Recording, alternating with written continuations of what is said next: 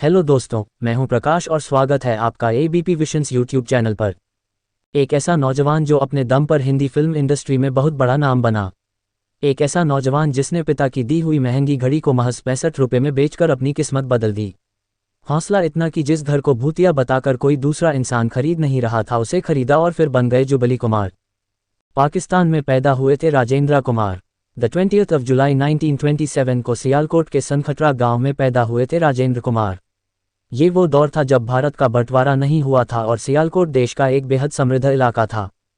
राजेंद्र कुमार का पूरा नाम था राजेंद्र कुमार तुली और इनके दादाजी एक बड़े मिलिट्री कॉन्ट्रैक्टर थे। इनके पिता की कुछ टेक्सटाइल मिल्स थी जो सियालकोट और आसपास के इलाकों में मौजूद थी। गांव में सबसे शानदार घर इन्हीं का था। एक 6 मंजिला मकान में 42 कमरे थे और उस मकान में राजेंद्र कुमार साहब का पूरा परिवार साथ रहा करता था। राजेंद्र कुमार पढ़ने लिखने में बहुत होशियार थे। राजेंद्र ने ग्रेजुएशन पूरी की ही थी कि इसी बीच देश का बंटवारा हो गया और इनका भरा पूरा और समृद्ध परिवार अपने घर और कारोबार को छोड़कर भारत आने को मजबूर हो गया। परिवार के साथ जैसे तैसे राजेंद्र कुमार दिल्ली पहुंचे। कुछ महीनों के संघर्ष के बाद जब दिल्ली में इनका परिवार इस्टेब्लिश होने लगा तो राजेंद्र कुमार ने अपनी पढ़ाई फिर से शुरू कर दी और आखिरकार इन्होंने अपनी पीएचडी पूरी की। इस तरह ये बन गए डॉक्टर राजेंद्र कुमार तुली। राजेंद्र कुमार जब छोटे थे तभी उन्हें फिल्मों का चस्का लग गया था। फिल्मों का वो चस्का कब जुनून में तब्दील हो गया था इन्हें मालूम ही नहीं था। आज़ादी मिलने से पहले लाहौर शहर में फिल्म इंडस्ट्री अच्छी खासी पनप रही थी। राजेंद्र कुमार सपना देखते थे कि बड़े होकर वो भी लाहौर जाएंगे और फिल्मों में काम करेंगे। उनका ये सपना पूरा होता उससे पहले ही देश का बंटवारा हो गया।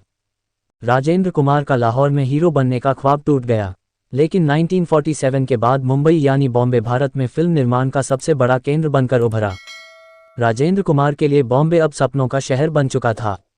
वो किसी भी तरह बॉम्बे पहुंचकर फिल्मों में काम करने के लिए उतावले होने लगे थे। हालांकि शुरू में उन्हें नहीं मालूम था कि वो फिल्मों में हीरो बनेंगे या फिर कोई कैरेक्टर आर्टिस्ट। फिल्मों में काम करने की अपनी चाहत को लिए एक दिन ये अपने पिता के द्वारा दी गई घड़ी को बेचकर मुंबई के लिए रवाना हो गए। वो घड़ी जो इनके पिता ने इन्हें बड़े ही प्यार से तोहफे में दी थी और जो एक महंगी घड़ी थी। लेकिन मुंबई जाने के लिए राजेंद्र कुमार ने वो घड़ी 63 रुपये में बेच दी थी। पिता की दी वो घड़ी बेचना इन्हें अच्छा तो नहीं लग रहा था, लेकिन इन्हें भरोसा था कि इस घड़ी को बेचकर ही ये अपना वक्त बदल सकेंगे। 63 रुपये में से 13 रुपये का इन्होंने दिल्ली मुंबई फ्रंटियर मेल का टिकट खरीद लिया। बचे हुए 50 रुपये से मुंबई में इन्हें अपनी किस्मत बदलनी थी। मुंबई आने के बाद राजेंद्र कुमार ने एक कमरा किराए पर लिया। उसके बाद इन्होंने अपना संघर्ष शुरू किया। कई डायरेक्टर्स प्रोड्यूसर्स के ऑफिसों के धक्के खाने के बाद आखिरकार उस जमाने के दिग्गज डायरेक्टर एच.एस. अवेल ने इन्हें अपना असिस्टेंट डायरेक्टर बना लिया और आखिरकार राजेंद्र कुमार को फिल्म इंडस्ट्री से जुड़ने का मौका मिल ही गया। अगले 5 सालों तक राजेंद्र कुमार एच.एस. अवेल साहब के असिस्टेंट डायरेक्टर की हैसियत से काम करते रहे। इस दौरान पतंगा, पॉकेटमार और सगाई जैसी फिल्मों के डायरेक्शन में इन्होंने असिस्टेंट के तौर पर काम किया। एच.एस. अवेल जब जोगन फिल्म बना रहे थे तो दिलीप कुमार के दोस्त के रोल के लिए उन्हें एक कलाकार की तलाश थी। वो रोल बहुत छोटा सा रोल था। जब अवेल साहब को कोई कलाकार नहीं मिला तो उन्होंने हैंडसम दिखने वाले अपने असिस्टेंट राजेंद्र कुमार से वो रोल करा लिया। इस तरह जोगन फिल्म में दिलीप कुमार और नरगिस जैसे बड़े सितारों के साथ राजेंद्र कुमार को पहली दफ़ा सिल्वर स्क्रीन शेयर करने का मौका मिला। यूँ तो राजेंद्र कुमार उस फिल्म में कुछ ही देर के लिए नजर आए थे, लेकिन प्रोड्यूसर राजेंद्र गोयल ने इन्हें उस छोटे से रोल में भी नोटिस कर लिया। उन्हें ये लड़का बहुत सही लगा। साल 1955 में जब उन्होंने फिल्म वचन बनाई तो उसमें राजेंद्र कुमार को एक बहुत ही इम्पोर्टेंट रोल दिया। इस तरह वचन फिल्म राजेंद्र कुमार के करियर की as an actor full time film थी और इस फिल्म के लिए उन्हें पूरे 1500 रुपये मेहनताना भी मिला था। ये फिल्म ज़बरदस्त हिट रही थी और राजेंद्र कुमार के करियर की सबसे पहली सिल्वर जुबली फिल्म यही फिल्म थी जिसका नाम था वचन। वचन फिल्म के बाद राजेंद्र कुमार की किस्मत पूरी तरह से बदल गई। फिल्म इंडस्ट्री के लोगों ने कहना शुरू कर दिया कि एक नए स्टार का जन्म हो चुका है। असिस्टेंट डायरेक्टर की नौकरी छोड़कर Rajendra Kumar full time actor बन चुके थे। 1956 में राजेंद्र कुमार ने 2 फिल्मों में काम किया था। ये फिल्में थी तूफान और दिया हुआ आवाज़। इसके अगले साल यानी 1957 में राजेंद्र कुमार एक ऐसी फिल्म में दिखे जो न केवल भारत में बल्कि दुनिया भर में पसंद की गई और सराही गई। ये थी महबूब खान की मदर इंडिया। राजेंद्र कुमार इस फिल्म में रामू के रोल में दिखे थे। यूं तो ये फिल्म पूरी तरह से नरगिस की फिल्म थी, लेकिन राजेंद्र कुमार ने भी इस फिल्म में इतनी शानदार एक्टिंग की थी कि वो फिल्म इंडस्ट्री के स्थापित अभिनेताओं में इस फिल्म के बाद शुमार हो गए थे। यही वजह है कि इस फिल्म के बाद राजेंद्र कुमार को काम के ढेरों ऑफर्स मिलने लगे थे। इनमें से कुछ ऑफर्स उन्होंने कबूल भी किए और बतौर हीरो काम भी किया, लेकिन एक हीरो के रूप में इन्हें पहली दफ़ा सफलता मिली साल 1959 में रिलीज़ हुई फिल्म गूंज उठी शहनाई से। ये फिल्म बॉक्स ऑफिस पर ज़बरदस्त हिट साबित हुई। उस्ताद बिस्मिल्लाह खान ने की थी तारीफ। इस फिल्म से जुड़ा एक रोचक किस्सा कुछ यूं है कि फिल्म के स्पेशल प्रीमियर में राजेंद्र कुमार साहब ने प्रख्यात शहनाई वादक रहे मरहूम उस्ताद बिस्मिल्लाह खान को बुलाया था। प्रीमियर खत्म होने के बाद राजेंद्र कुमार उस्ताद बिस्मिल्लाह खान से मिले और बोले, खां साहब मेरी परफॉर्मेंस आपको कैसी लगी? खां साहब बोले, आपकी परफॉर्मेंस? भाई हमें तो आप फिल्म में कहीं दिखे ही नहीं। खां साहब के मुंह से ये बात सुनकर राजेंद्र कुमार कंफ्यूज हो गए। तब खां साहब बोले, अरे भाई, हमें तो फिल्म के हीरो को देखकर लगा जैसे हम अपने आप को देख रहे हैं। शहनाई वादन के इतने बड़े नगीने के मुंह से अपनी तारीफ सुनकर राजेंद्र कुमार को बहुत खुशी मिली। फिल्म मेरे महबूब में राजेंद्र कुमार ने अनवर नाम के एक नौजवान मुस्लिम शायर का किरदार निभाया था। इस फिल्म की कहानी और इस फिल्म का संगीत उस जमाने में बहुत ज़्यादा पसंद किए गए थे। राजेंद्र साहब ने इस फिल्म में इतनी ज़बरदस्त एक्टिंग की थी कि इनके बहुत से फैंस को लगा जैसे राजेंद्र कुमार वास्तव में कोई मुस्लिम एक्टर हैं। राजेंद्र कुमार की बात हो और कार्टर रोड वाले उनके बंगले के बारे में बात ना हो तो फिर बात अधूरी मानी जाएगी। ये उन दिनों की बात है जब राजेंद्र कुमार फिल्म इंडस्ट्री में अपने पैर जमाने के लिए कड़ी मेहनत कर रहे थे। राजेंद्र कुमार मुंबई में एक बड़ा मकान खरीदना चाहते थे ताकि जल्द से जल्द अपने घरवालों को दिल्ली से मुंबई बुला लें। किसी ने इन्हें बताया कि कार्टर रोड पर मौजूद एक बंगला बिकाऊ है। ये उस बंगले को देखने चले गए। पहली ही नज़र में राजेंद्र कुमार को वो बंगला पसंद आ गया, लेकिन दिक्कत ये थी कि राजेंद्र कुमार के पास उस वक्त इतने पैसे नहीं थे कि वो तभी इस बंगले को अपना बना पाते। राजेंद्र कुमार सोचने लगे कि आखिर बंगले को खरीदने के लिए पैसों का इंतज़ाम कैसे किया जाए। उन्हें कहीं से कोई उम्मीद नज़र नहीं आ रही थी, पर चूंकि इनकी किस्मत में वो बंगला लिखा था तो उस बंगले को खरीदने का रास्ता खुद इनके पास चलकर आया।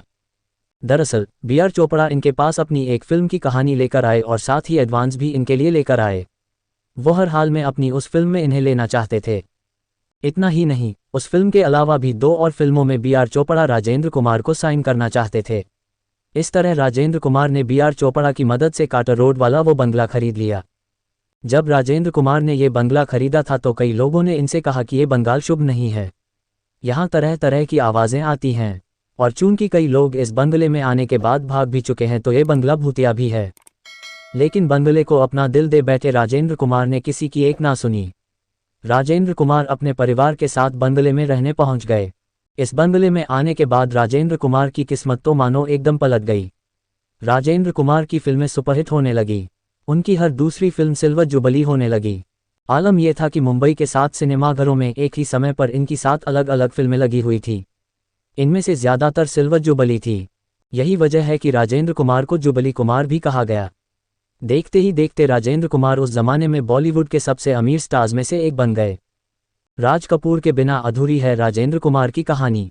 राजेंद्र कुमार की कहानी में राज कपूर का जिक्र होना भी लाजिमी है, और इन 2 सितारों की बात हो तो फिल्म संगम की बात करना ज़रूरी हो जाता है। साल 1964 में रिलीज़ हुई इस फिल्म के डायरेक्टर प्रोड्यूसर राज कपूर थे।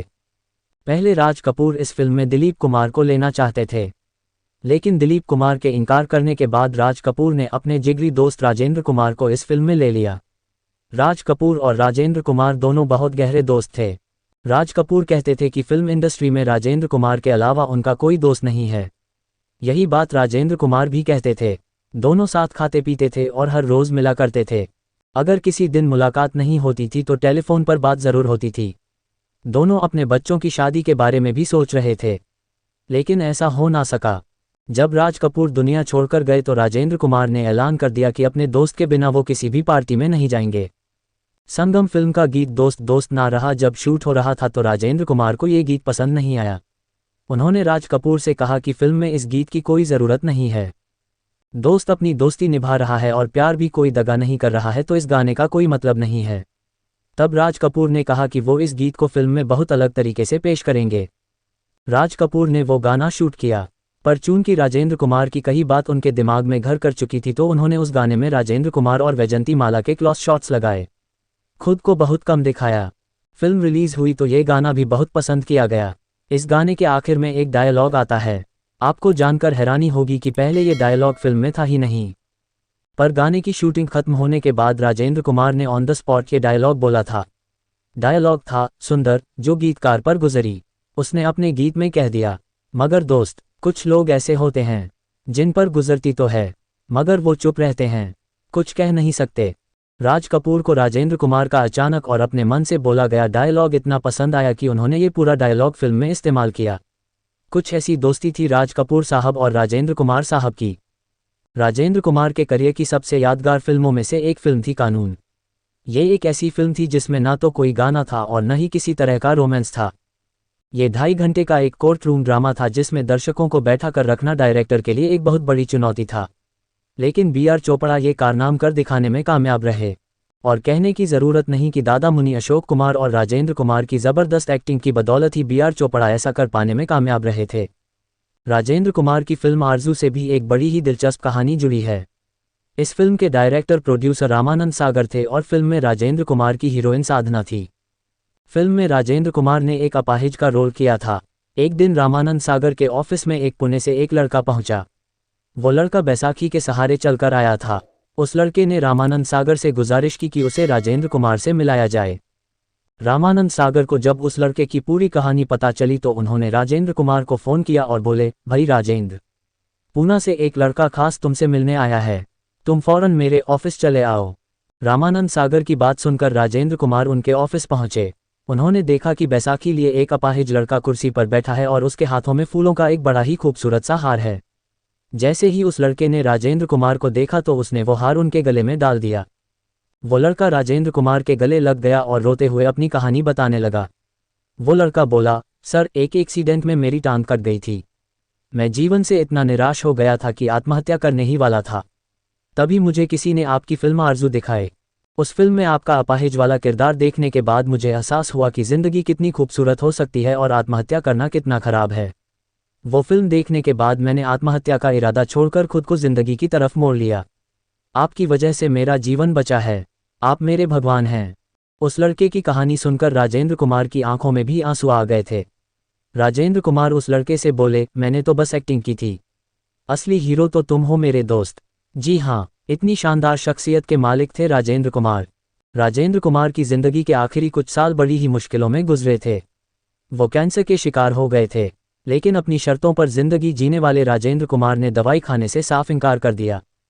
इसका असर कुछ ये रहा कि 12 जुलाई सन 1999 को अपने जन्मदिन से महज 8 दिन पहले 71 साल की उम्र में राजेंद्र कुमार कार्डियक अरेस्ट के चलते ये दुनिया छोड़कर हमेशा हमेशा के लिए चले गए। जिस दिन राजेंद्र कुमार की मौत हुई थी उससे ठीक एक दिन पहले यानी 11 जुलाई को इनके बेटे मनोज उर्फ कुमार गौरव का 39वां जन्मदिन था। राजेंद्र कुमार की मौत से उनके फैंस बहुत दुखी हुए थे। हर किसी की जुबान पर बस एक ही बात थी, हिंदी सिनेमा के एक युग का अंत हो गया। एक बीपी विशंस यूट्यूब चैनल राजेंद्र कुमार साहब को नमन करता है और फिल्म इंडस्ट्री में उनके योगदान के लिए उन्हें सैल्यूट करता है। अगर आपको ये वीडियो पसंद आई हो तो वीडियो को लाइक करें, यूट्यूब चैनल एबीपी विशंस को सब्सक्राइब करें। राजेंद्र कुमार जी के लिए कमेंट बॉक्स में ओम शांति जरूर लिखें और बेल आइकॉन को दबाना बिल्कुल भी मत भूलें। जय हिंद।